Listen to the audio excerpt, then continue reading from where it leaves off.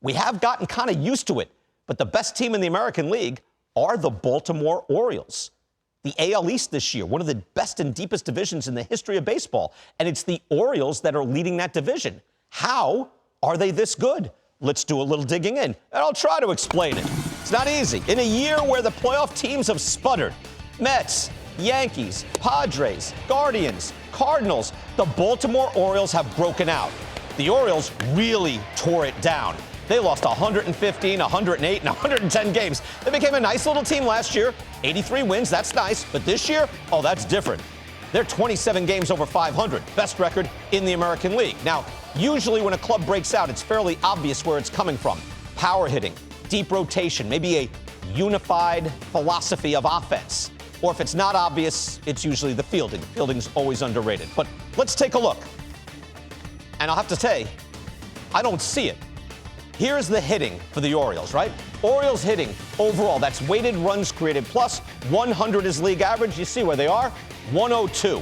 Here are their rankings in the league. There are 30 teams in baseball. They're 14th in hitting, middle of the pack. 14th out of 30 clubs, right in the middle. On base percentage, 17th. Slugging percentage, 12th. Okay, 12th. That's good.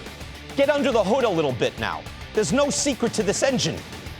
They don't have great plate discipline. Oh, swing percentage, how many pitches do you chase outside of the zone? 20th. Walk percentage. Usually teams walk a lot that you don't see. Hey, they're not that powerful. They don't. They're 20th. Oh, they're hitting for contact. No, not really. They're 12th. It's good. Middle of the pack. So they do have some pop, but not like the Braves, not like the Rays, not like the Rangers. Here are the best teams in baseball and their home run totals. Orioles at 139, nowhere, almost 100 behind the Braves. Dodgers hit more home runs. Rangers, Rays, they all do. The power of the Orioles is actually below the Angels and the Cardinals as well. I'll get deeper into the lineup in a minute. But I mentioned fielding. As a team, all right, they're good, but nothing special. Defensive runs saved, they're ranked 8th in baseball, but in outs above average, the StatCast defensive metric, they're ranked 25th. I'll say this, they have Adley Rutschman behind the plate. Rutschman is superior defensively. He was plus 18 defensive runs saved last year. Led the league in that new metric, blocks above average. Number is not as good this year, but I don't know why that would be, but he's said to be great at handling a pitching staff. You see shortstop, you see center field.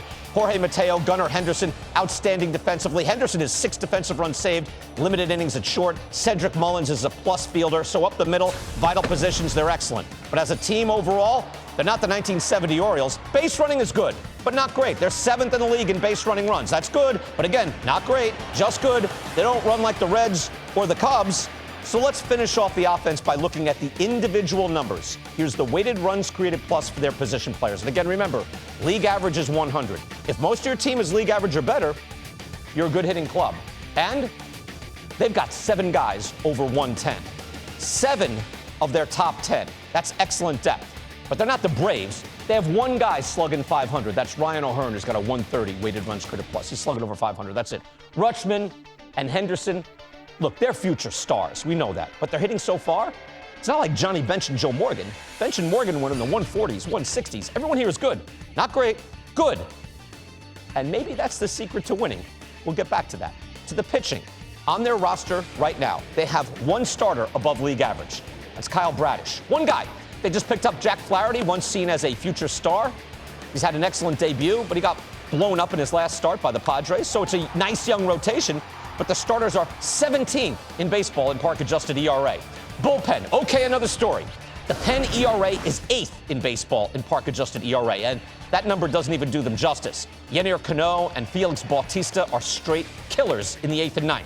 Sensational stuff, sub-2 ERAs. So the Penn might be 6th in park-adjusted ERA, but when it's winning time, the O's close it out. So, what have we learned? The Orioles' hitting is good, and it's deep. Their defense up the middle is excellent, and they have a killer back end of the bullpen. But I need to say, if you just looked at that roster with the current numbers, just on paper, and then you looked at the Braves, the Astros, the Rays, the Padres, the Phillies, the Blue Jays, you would take all of those teams over these Orioles. And I say that as a compliment to the Orioles, because the Orioles aren't just winning, they're winning big. Of all those teams I mentioned, only the Braves are actually better on the field. And I'd be remiss if I didn't bring this up. Look at payroll. The Orioles were 29th in opening day payroll this year, second to last.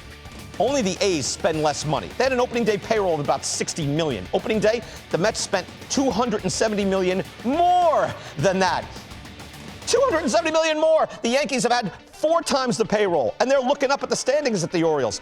Twins and Cardinals, frugal Midwestern teams, spend more than double the Orioles. We've talked for years about how the Rays have defied the financial forces that should have swallowed them whole.